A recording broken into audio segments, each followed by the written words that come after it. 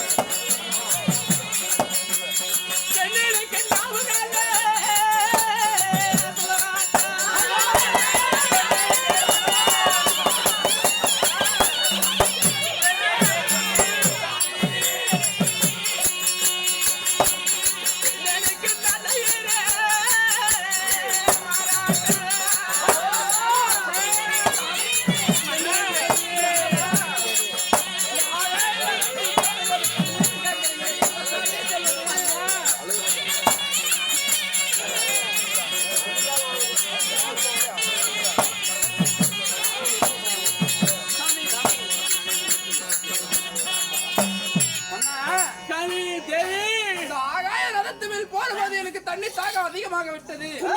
என்னுடைய நாவை விரட்டுகின்றது. என்னால ரதம் ஓட்ட முடியவில்லை, செலுத்த முடியவில்லை. ஆமா, என்ன செய்வது தேவி? உயிரோ போகும் போல தெரிகிறது. ஆனா சாமி, என்ன தேவி, இந்த ஆகாய மீர், அதாவது ஆகாய மார்க்கமாக செல்லும் பொழுது தண்ணி என்றார், தண்ணி வராது. சரி சாமி மன்னா, இதோ நான் அரமனையில் இருந்து வரும் பொழுது இதோ இந்த வெத்தலை தாம்பலமானது நான் எடுத்து வந்திருக்கின்றேன். இந்த வெத்தலை தாம்பலத்தை அணைந்தா தண்ணி தாகமானதா தீர்ந்து விடும். இதை அணைங்கள் சாமி. அப்படியா? தேவி சாமி,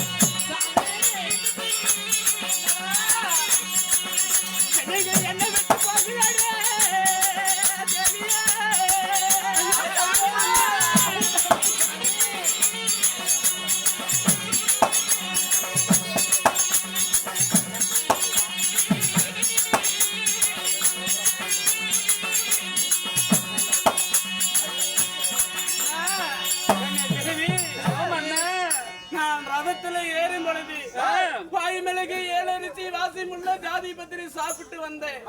ஆனா தண்ணித்தாக உண்டாகிட்டு என்று சொல்லி ஆனா நீ வெத்தலை கொடுத்த இந்த வெத்தலையே போட்ட உடனே இந்த வெத்தலையில ஏதோ சொத்த பாக்கு இருந்திருக்க மாட்டேங்குது. எச்சா ஆகிவிட்டது. என்னால தாங்க முடியாது. இதோ நான் துப்பிக்கிறேன். என்னால முடியாது மன்னா. தேவி அப்படி இருந்தால் அப்படி நான் துப்புவதாக இருந்தா கீழே எத்தனையோ தேவாதி தேவர்கள் இருக்கிறாங்க. ஏதாவது சிரத்திலேயோ இல்லாட்டா அவருக்குள்ள பிரேகத்திலேயே போய் பட்டு விடும். அதனால இந்த ரதத்துல இருந்து நான் துப்புறேன். என்னால தாங்க முடியவில்லை. உன் முந்தானே ஏந்தி புடி. அந்த முந்தானில துப்பிக்கிறேன்.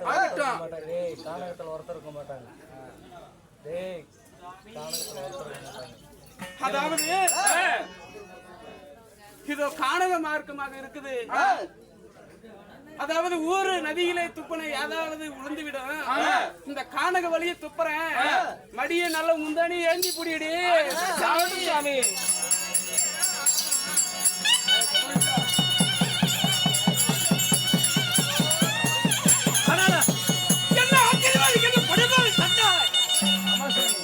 என்னடா ஆச்சரியம்! அரக்கர்கள் சூரர்களை கொண்ட பாவத்தை நிவாரணம் செய்ததற்காக கங்கைக்கரையில் அருதவம் செய்து கொண்டிருந்தேன்.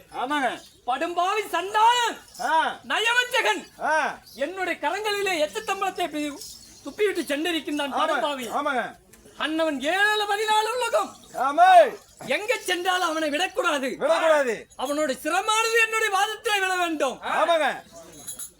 ஆனால் என்னுடைய கரங்களிலே எட்டு தம்பளத்தை விழுந்தவன் அண்ணவன் யாரா இருக்கணும்? ஆனால் ஒரே ஒருவனுக்கு மட்டும்தான் அதிகாரம் உள்ளது. அந்த ஆகாய கதிரவன் என்னை போல் கர்வம் இல்லை என்று சொல்லி ஆகாய வீரி மார்க்கமாக ரதமாட்டி சென்று கொண்டு இருப்பவன் அவன் ஒருவன் மட்டும்தான். ஆனா அண்ணவனை தவிர்த்த வேற எவனுமே இருக்க முடியாது. உடனே என்னுடைய சுதர்கணி சக்கரம் என்று சொல்லக்கூடிய சுதர்கணி சக்கரத்தை அழைத்து அண்ணவன் சிரசு எங்கே சென்றாலும் சரி என்னுடைய பாதத்திலே கொண்டு வந்து போட வேண்டும். ஆகட்டும்.